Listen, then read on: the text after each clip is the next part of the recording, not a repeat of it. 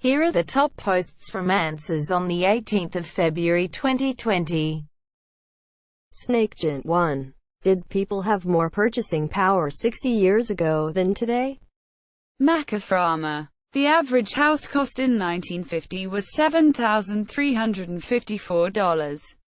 At $275 per month for salary, they wouldn't go over 20% income for housing, which means $55 per month for mortgage at 133 months, just over 11 years.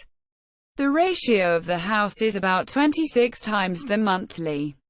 In the Bay Area, the average household income for people not in the tech industry is probably on par with the national average, 56 to 60K a year, but the houses are on average $2 million.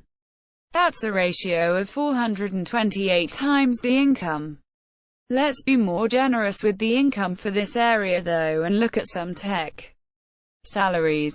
On average it's 120 to 150K a year, so that's still about 180 times the salary. So the houses are about 7 times as expensive as they were in the 50s in relation to salary.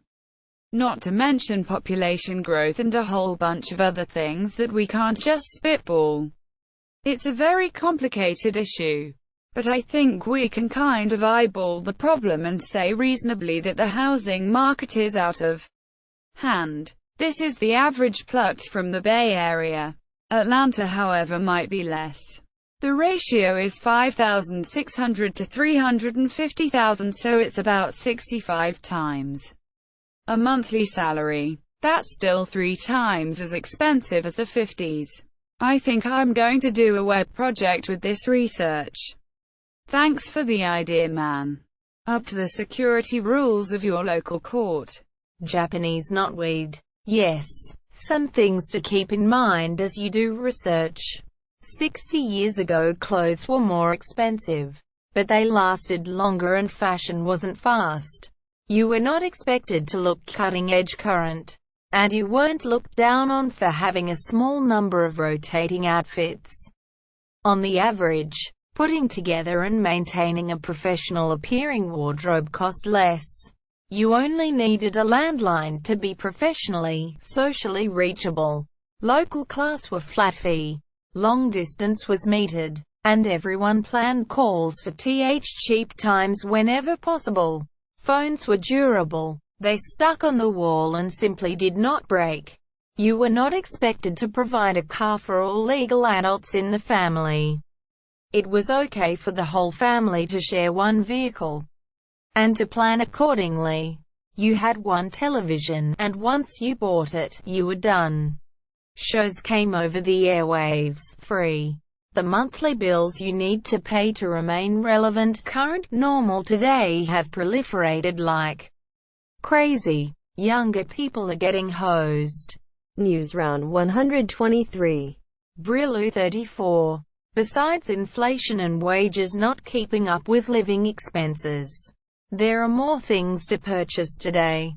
Cable TV, internet and cell phones are monthly bills that didn't exist then. Health insurance was cheaper and was usually supplied by your employer. Now, even if your company gives you health insurance, you probably have to pay for a portion, usually half, yourself. Not to mention, if you have a family, you usually have to pay for all of that too. There are also many more medications and procedures that are available today that didn't exist then. Non-existent medicines and procedures don't cost at all, but real ones do. More companies also had retirement plans for their employers that no longer do. That's another expense that has been transferred to the individual. These are things that come to my mind. I'm sure there are many more similar examples. Yes, this is called isometric exercise.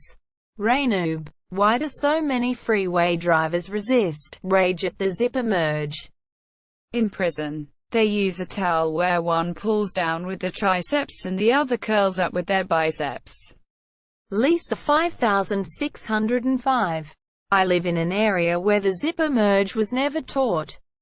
We're taught to merge early into one big lane. Lane ends. Merge right. Anybody who doesn't merge early is obviously trying to cut in line and is a dickhead who needs to be stopped at all costs because they aren't being nice. If the line is long enough, people will straddle the lane so other people can't zoom ahead. Your fancy zipper logic be damned. It's not fair that I have to wait in this long line and you don't. In short, it's a lack of training and built-up road rage. Hanjinon. The general me-first mentality seen on the road combined with a lack of understanding of, or faith in, the zipper method actually being faster. Digibolics. The correct thing to do is to use both lanes and merge. People that rage don't know how to drive.